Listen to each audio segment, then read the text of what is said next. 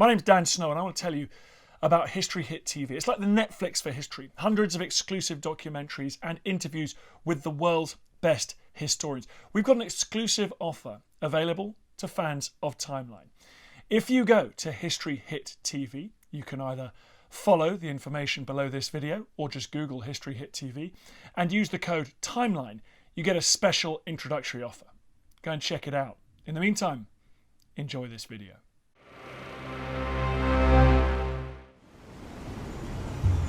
In August 1941, the Allies launched Operation Dervish. It might not be the most famous operation of the Second World War, but Dervish and the operations that were to follow would prove to be some of the most important of the entire war effort. It wasn't a commando strike or an air raid. Operation Dervish was the first of the Arctic Convoys. These were convoys full of ships carrying supplies from the Western Allies destined for the Soviet Union. From the UK up through the treacherous North Atlantic, passing Nazi-occupied Norway and into the Barents Sea, it was a perilous journey, but one of the utmost importance.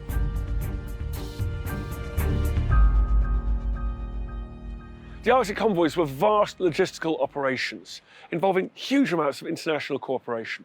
These ships kept a vital lifeline to the Soviet Union open, allowing supplies to flow in and keep up the fight against Hitler on the Eastern Front. 1,400 ships in 78 convoys, carrying those supplies that would bolster the Soviet war effort and bring Britain a hope that victory was on the way.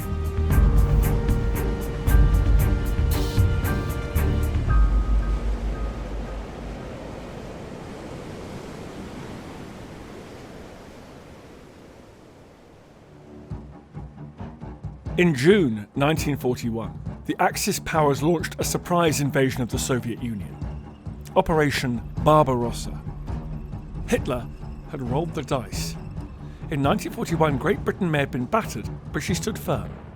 And now he ordered his forces to overthrow Soviet Russia even before the end of the war against England. The shock was immediately felt across the world. As Hitler predicted, when Operation Barbarossa is launched, the world will hold its breath. The early days of the invasion were savage. Nazi tanks made hundreds of kilometers in days. Thousands upon thousands of Soviet troops were killed, wounded and captured, and their supplies of tanks, aircraft and weapons were decimated. It looked like Soviet resistance might give out at any point. Back in London, Churchill was watching the invasion very carefully. Churchill was certainly no fan of the Soviet Union, but as the old saying goes, my enemy's enemy is my friend. And that's why on the 7th of July, Churchill issued this note to Stalin. He stated that he had a desire for mutual aid and support against Hitler. In it, he stated there was genuine admiration for the tenacity of the soldiers and the people of the Soviet Union. He went on to say, "We shall do everything to help you that time, geography, and our growing resources allow." It was one of the many messages between London and Moscow in the summer of 1941.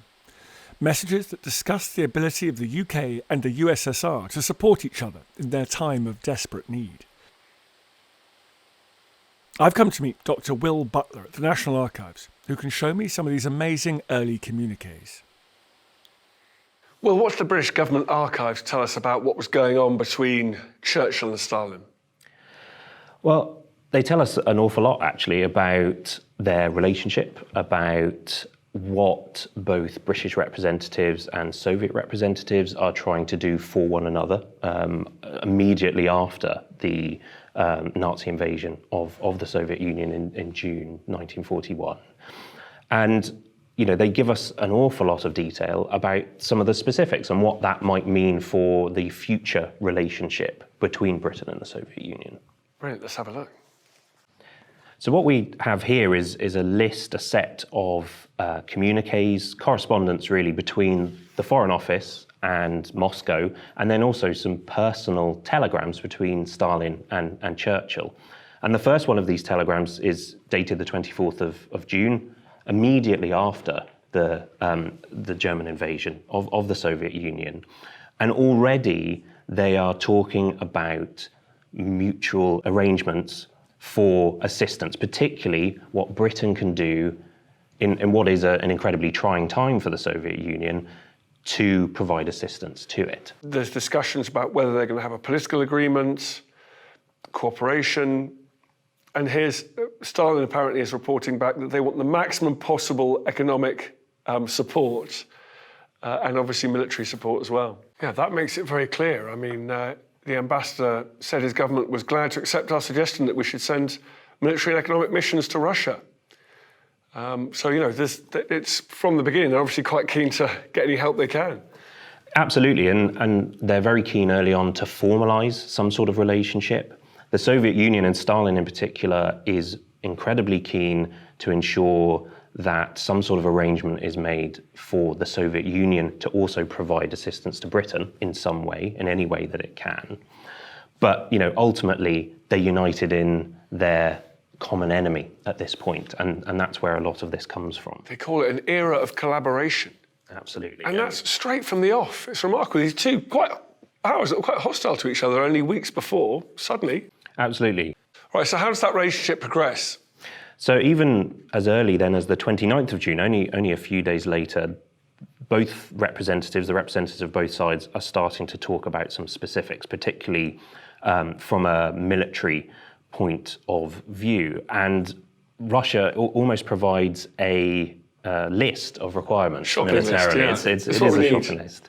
So, you know, in particular, this relates to aircraft. That's what they're really keen to obtain in some way, whatever that might be. Because their Air Force was devastated in the opening days of Operation Barbarossa, wasn't it? Absolutely, absolutely. So, you know, and they're asking for huge numbers here. 3,000 fighter aircraft, 3,000 bombers. You know, these are not small numbers. That's more than the number of fighter aircraft took part in the Battle of Britain for the RAF. That's a lot. And also then anti-aircraft guns. They're again being paralysed really by the German Air Force at this stage. So they're again incredibly keen to obtain as well, essentially as much as they possibly can. Yeah. Well, I love it. It's like one specimen aircraft, our latest night fighter designed with full war equipment. They want the good stuff, don't they? They do. They're absolutely cutting edge technology.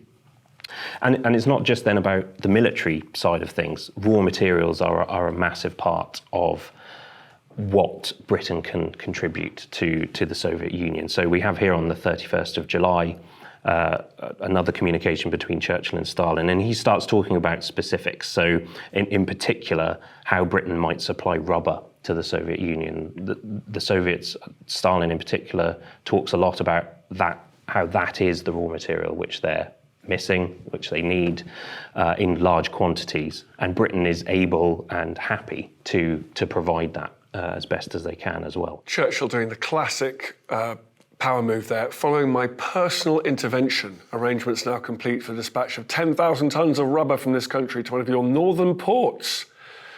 There we go, there's the Arctic Convoys. British ships carrying this rubber and certain other supplies will be loaded within a week. Then 10 days will sail to one of your northern ports as soon as the Admiralty can arrange convoy. There we go. There's your Arctic Convoy coming in. Like he's desperately trying to show Stalin that he's doing everything he possibly can. And realistically, at this point in the war, it's really the limit to what Britain can actually provide from this point of view.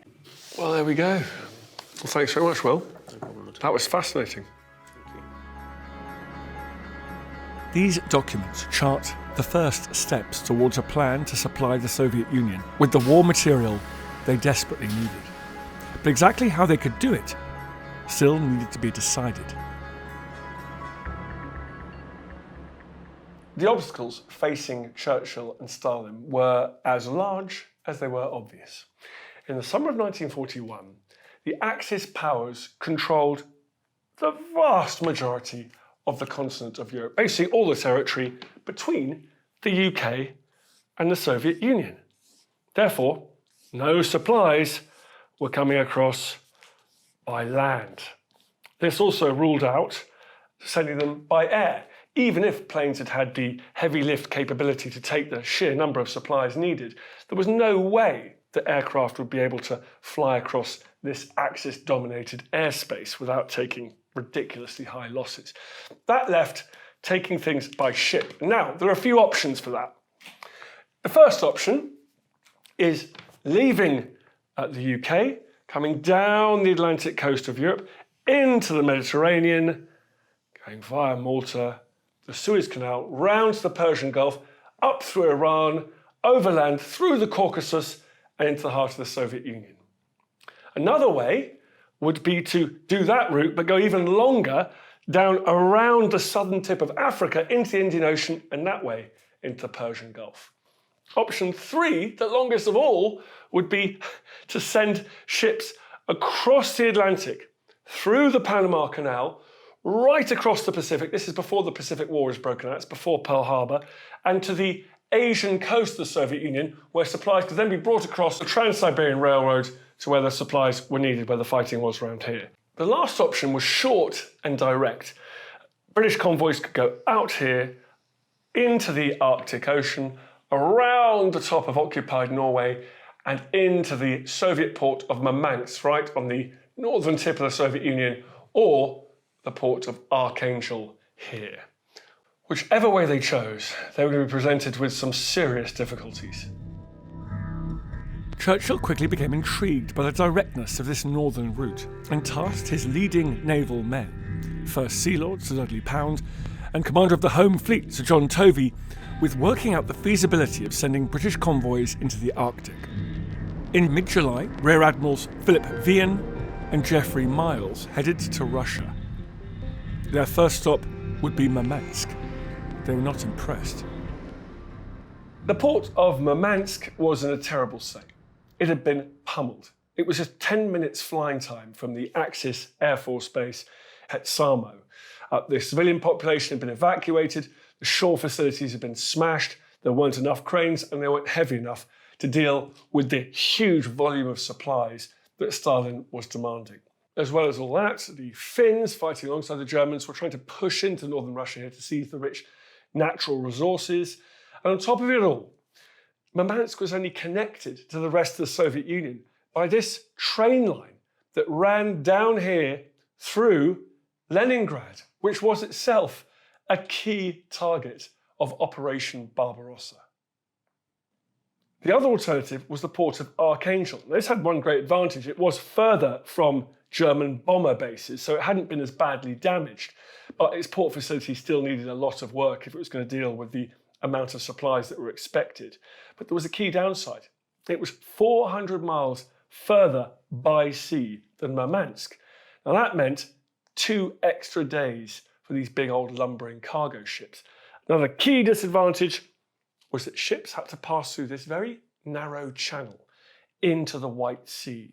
And that was the perfect targeting zone for German planes and U-boats. There was nowhere to hide as they were making that narrow transit. On top of all that, in the winter, the White Sea freezes solid, becomes completely impassable. So you can see why Admiral Pound said the dice were loaded against us in every direction. But Churchill didn't care. Murmansk and Archangel were to be prepared as best they could. The Soviet Union needed help, and the most direct way of doing that was via the Arctic. It's important to remember that at this stage of the war, Britain was not faring well. She was isolated in Western Europe. Her army had had to beat an undignified retreat from the continent just a year earlier. The Axis powers were also making great strides in the Mediterranean and North Africa. The USA was yet to enter the war officially, and despite Stalin's insistence on the opening of a new front to divert Axis forces away from the Soviet Union, Britain was in no position to launch an assault on Hitler's Festung Europa. It meant a convoy of goods to the USSR was imperative. It ensured the Soviets could continue to fight, but also showed Stalin that the UK was trying to help in whatever way she could, at some cost to herself. There were massive logistical issues associated with the Arctic convoys, and an additional burden placed on the already strained shoulders of the Royal and Merchant Navies. Churchill gave it the green light.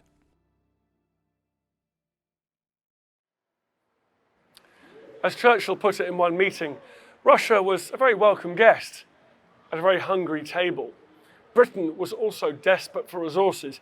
It needed to replace all the aircraft it had lost, for example, during the Battle of Britain and other operations.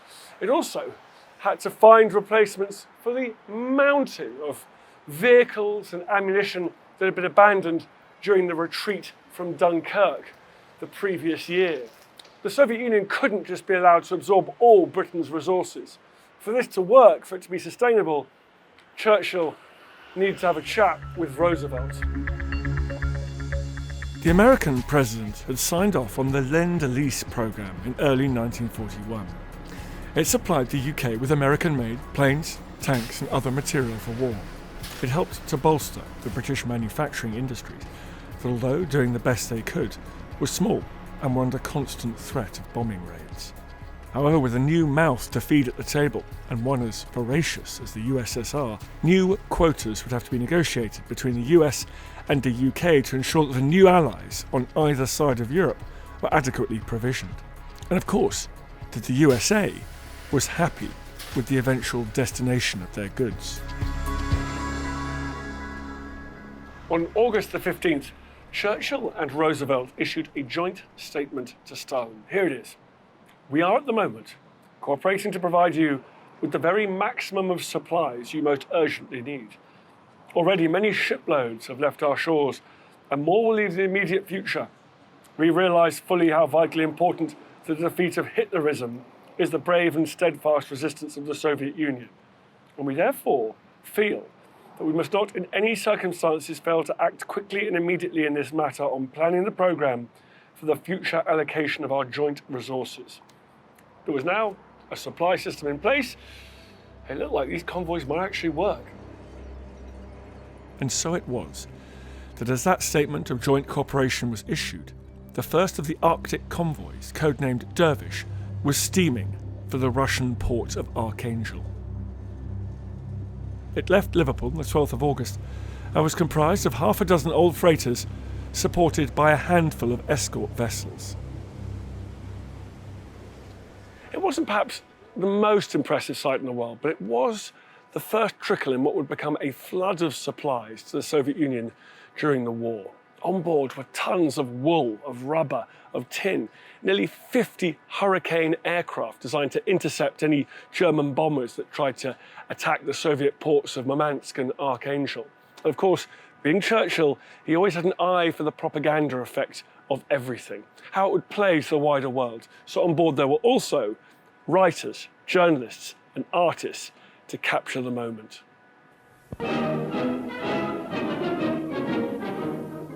Northwards to the Arctic Circle rides the convoy and escort, bound for ports in northern Russia.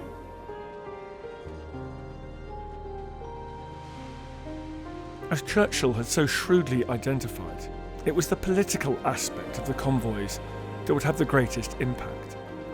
In the UK, the men and women in factories knew their guns, planes and ammunition might be getting shipped to the Soviet Union to support their new allies in the fight against the enemy, rather than being stockpiled in the UK. It also demonstrated to the Soviets that they were not alone, and together the UK and the USSR could defeat the Nazis.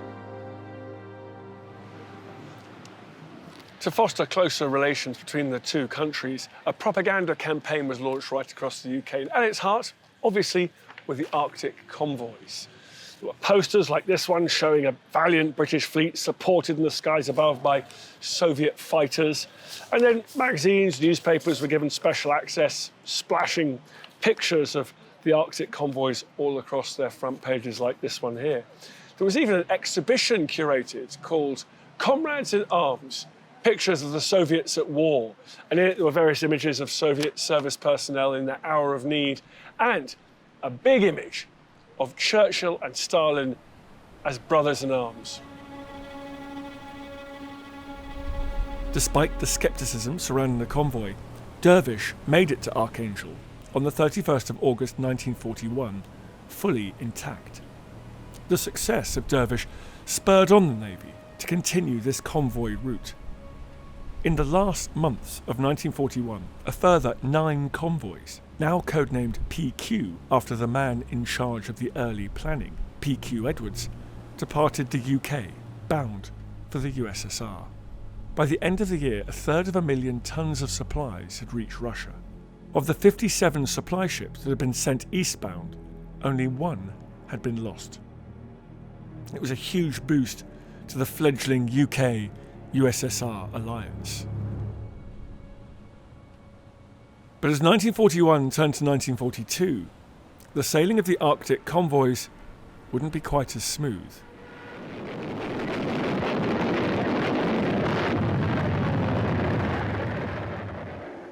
I'm meeting with naval historian and curator at the Imperial War Museum, Rob Rumble, who can tell me a bit more about the convoy system and the particular threats that face ships on the Murmansk run. Well, Rob, we come to the right place to talk about the Arctic convoys. Here we are on the mess deck of HMS Belfast. She was at the heart of it. Yes, HMS Belfast was one of the most famous Royal Navy warships from the Arctic convoys. Recommissioned in December 1942, Belfast sailed to the Arctic from January 43 up until April 1944. In fact, she sailed 12 operations across the Arctic Circle during that period. And so we're down here where the crew would have slept and eaten, and I can imagine them huddling down here for warmth. Yes, at least down here in the mess deck, they would have been sheltered from the horrendous Arctic weather on deck. These mess decks would have been warmed by steam pipes to at least provide the sailors with a small amount of comfort whilst off duty. But once they climb up these ladders, they are in some of the most harshest conditions that war had ever been fought in. The conditions during the Arctic convoys were horrendous, up to minus 30 degrees Celsius in temperature, towering seas, gale force 10 winds and 50-foot waves, constant darkness and freezing snow, some of the harshest conditions any sailors would face during the Second World War. So let's talk about the word convoy. It's very familiar to people, but let's sort of demonstrate what it actually means. We've got all our exciting models here. What is the idea behind gathering ships together in convoy? Well, at first it would seem counterintuitive to have all of your ships in one place where the enemy could attack them all in one go. But the convoy system was remarkably successful. How it worked is a convoy of 20 to 50 merchant ships. So these little ones can be merchant ships, even though it's not appropriate because they're warships. But they're not armed. They've got no particular weaponry on board. Not much. They're very slow, or relatively slow, only sailing at about 8 to 10 knots, which is about 9 to 11 miles per hour, filled to the hold with supplies for the Soviet war effort. So tanks, aircraft, machine parts, ammunition, even railway locomotives chained to the decks. When they were together in formation in convoy, that meant you could have an escort screen of warships in close proximity to the convoy at all times. Now, these escort ships, destroyers, corvettes and the like, would have been armed with 4-inch guns, 4 inches being the diameter of the gun barrel bore, depth charges, anti-aircraft guns, and by the time of the Arctic convoys were equipped with ASDIC, which is better known as sonar today, to detect enemy submarines. So we've got these anachronistic aircraft here, so please don't send any letters to us. But so enemies would have tried to use air and surface ships, E-boats, small and bigger surface ships, and then submarines. We don't have any submarines, but let's use one of these little things here. So all different ways of attacking this convoy. Indeed, and it was the job of the escort vessels to detect the enemy and to then engage them before they could launch attacks on the merchant ships. So you mentioned the Germans here trying to interdict this flow of supplies. How seriously did they take it? Well, how much of an effort was it for them? Well, at first the Arctic convoys were relatively small in number, but they soon increased in frequency. By September 1941, Hitler himself was concerned about the flow of supplies from the Western Allies to the Soviet Union, and he issued Führer Order 36, ordering German armed forces within Scandinavia to focus on attacking the Arctic convoys as they sailed around the Norwegian coast. The interesting about these Arctic convoys is even more than the convoys going back and forth across the Atlantic to Canada and the US. You're passing a lot of enemy-held territory. The geography is not good, is it? No, the Germans at this stage of the war occupied the Norwegian coast, and from major bases such as Alpenfjord, the German surface fleet could sally forth and cause significant damage to the convoys. But similar to the Battle of the Atlantic, the U-boat threat was the most serious to the convoys. U-boats sailing from the Norwegian coast could lie in wait and torpedo any unsuspecting merchant ships. It's worth remembering that because of the horrendous weather, there was always a danger of convoys being broken up in the darkness and in the storms. So the U-boat threat was a very serious one. So we've got these convoys, particularly in the winter. Presumably there's pack ice. It's not just terrible weather and snow. I mean, it's actual. Can they always get through to Murmansk?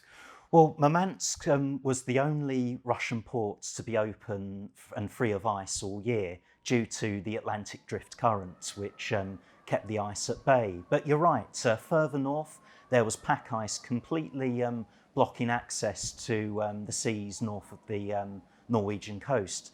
So the convoys had to sail much further south than comfortable to be free from the ice. However, that meant that they were in closer range to German forces sailing or flying out of Norway. As the Arctic winter led into spring, the ice started to break up. So another hazard that the ships had to deal with were icebergs. And there are accounts of sailors sleeping in messes within the forward sections of their ships, being kept awake by the thud of icebergs as the ship sailed through them. Banging on the hull. That's it exactly, yes. Crikey. And what was the effect on Belfast and these other ships? Was that environment really, really difficult? And did Belfast have to go in for regular refits?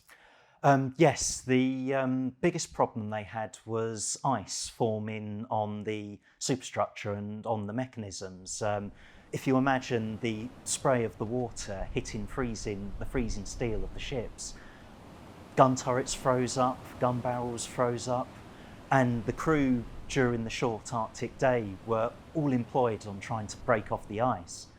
Regular refits were required, but these weren't always possible sailing between Britain and Soviet Russia. So when Belfast was taken off the Arctic convoys from April 1944 onwards, she received a welcome refit ready for further operations in the war. I mean, her crew must have been quite happy to stop doing that. Yes, the shore leave afforded when Belfast went back into refit was most welcome. Belfast was refitted at Rosyth in Scotland, so shore leave to Edinburgh was very popular with the crew to finally see their families and go and see a film or a show. And maybe go to the pub. I think many of them stayed there for most of their leave, yes. For the rest of the war, these Arctic convoys kept plying the northern route, departing from Liverpool, the Clyde, and Loch Ewe. But it wasn't just the men on the ships who made these convoys possible. Hundreds of British specialists were sent to Murmansk and Archangel in order to get the port facilities ready to accept the volume of supplies needed. Meanwhile, the Soviet defenders of Murmansk and the areas surrounding fought a brilliant and desperate defence in spite of the overwhelming odds against them. They kept the city free and allowed the port to be used.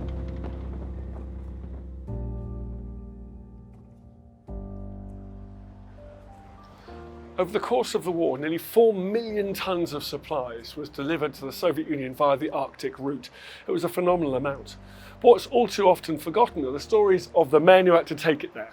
The men who had to go on what Winston Churchill described as the worst journey in the world.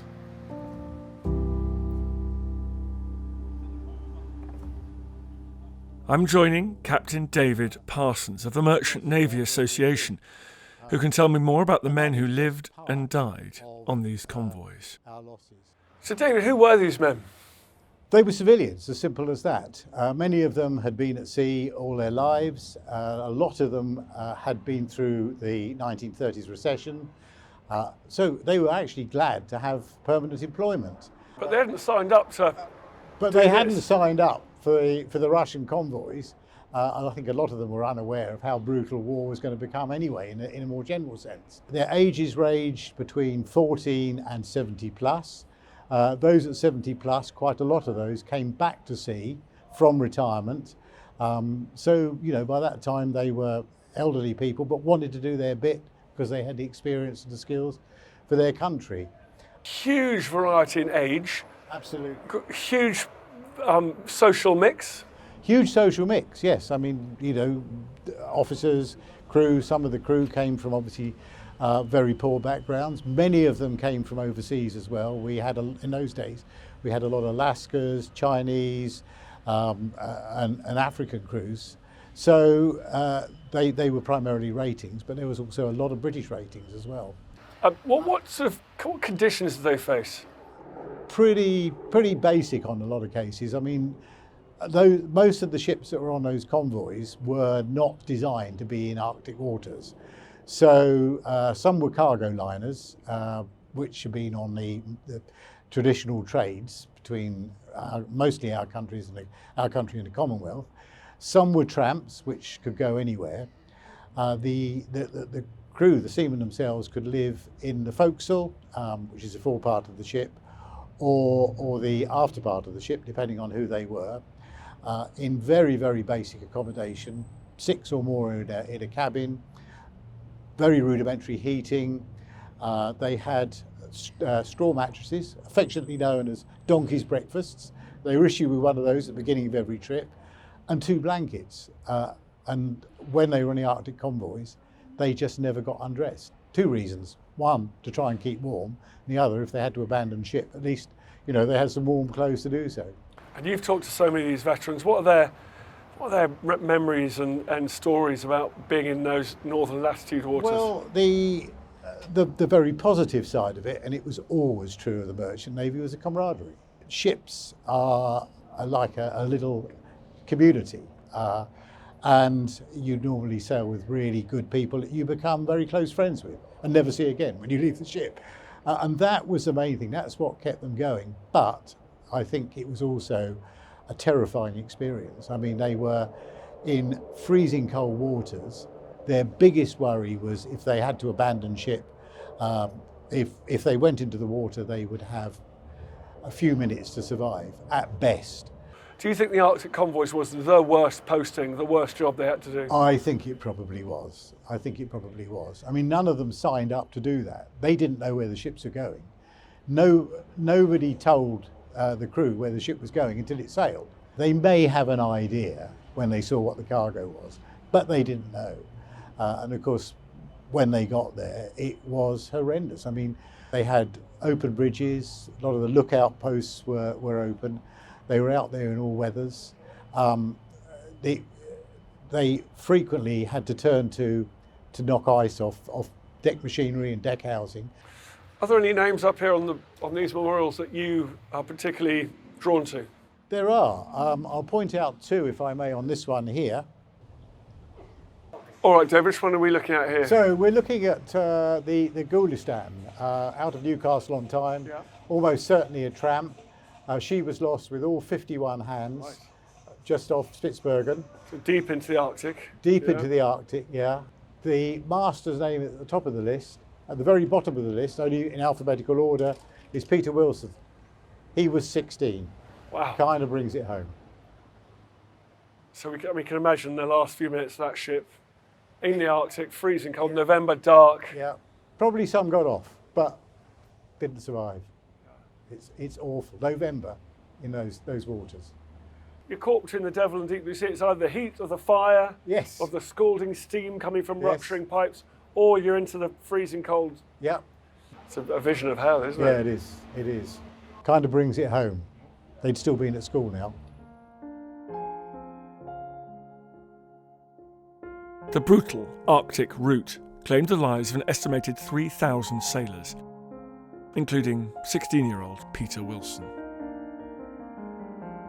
The Soviet ambassador in London, Ivan Maysky, said the Arctic convoys were a northern saga of heroism, bravery and endurance, one of the most striking expressions of collaboration between Allied governments, without which our common victory would have been impossible. This is the Soviet War Memorial in South London. It's the only one in the UK. The inscription reads, Veshnaya Vam Pamyat, eternal memory to you. The Arctic Convoys were a remarkable feat. They helped sustain the Soviet war effort, they eroded Axis resources, and in the end they contributed to Allied victory in the war. But it's worth remembering that all of these war materials that were delivered to the Soviet Union went to arm and equip millions of young Soviets as they fought against Hitler's forces and sustained terrible casualties. Although the tanks and guns and aircraft cost Britain and America a lot of money, as one Soviet Red Army veteran, Viktor Kravchenko, said, God knows we paid it back in full in Russian lives.